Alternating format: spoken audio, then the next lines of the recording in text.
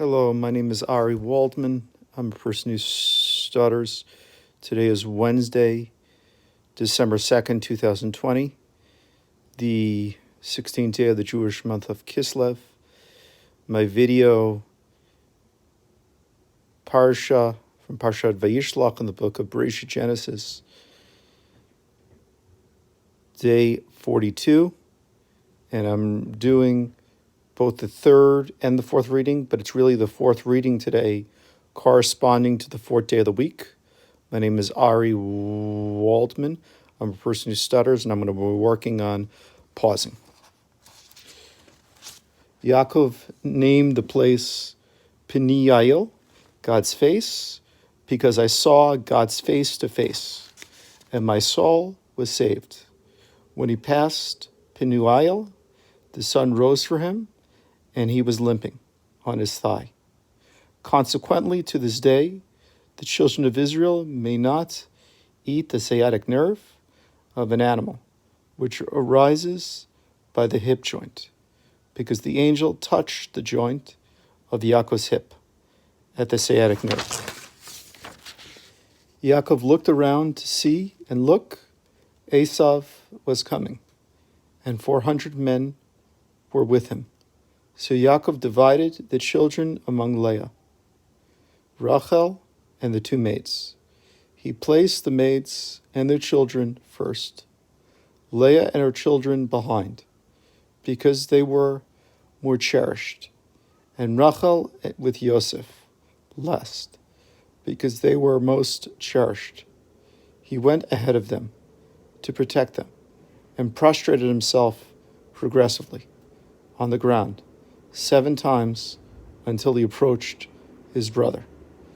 This aroused Esav's compassion, so Esav ran toward him and embraced him. He fell on Yaakov's neck and kissed him, and they wept. Esav looked around and saw the women and the children. He said, "How are these people related to you?" Yaakov said, "They are the children whom God has graciously given your servant." The maids approached Esav, both they and their children, and they prostrated themselves. Leah and her children approached and prostrated themselves.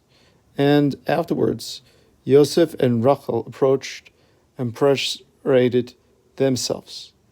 Esav said, "What was your idea of this whole entourage that I met, to find favor in my master's eyes?" And Yaakov said, Esav said, "I have plenty more than I need.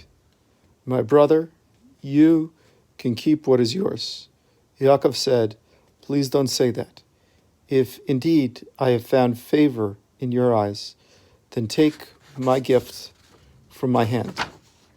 Now we're into the fourth reading. Yaakov intimidated Esav by saying, "You deserve the gift simply because I've seen your face, which is like seeing the face of an angel, of God. For I have indeed seen your guardian angel, and you have been appeased by me. Please take my gift, which has been brought to you through tremendous effort, for God has favored me, and I have everything I need." Yaakov urged him, and he took it. Esav said, "Set off, and we'll go together."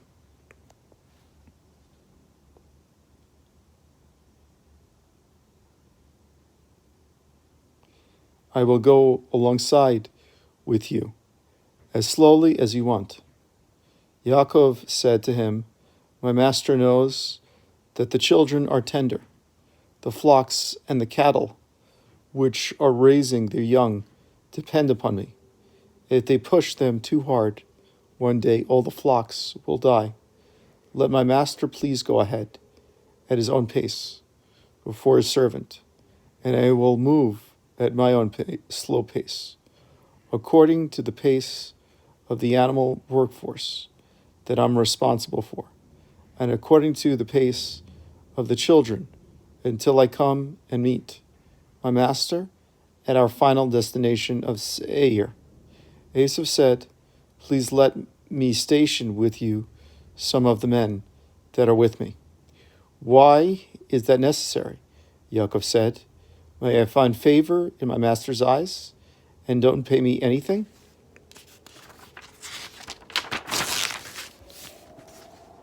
Or that day Esav went back to Seir, his usual hangout, alone. Yaakov traveled to Sukkos and built himself a house. He made huts, Sukkos, for his cattle. Therefore he named the place Sukkos.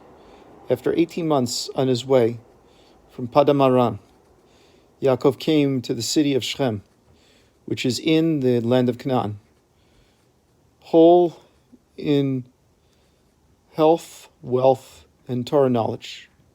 And he encamped in front of the city. He brought the part of the field where he had pitched his tent from the sons of Hamor, Shechem's father, for 100 kisitas. He erected an altar there, and he named it to commemorate the miracle of his salvation. God is the God of Israel. This is the end of my video parsha, day 42. Have a great day.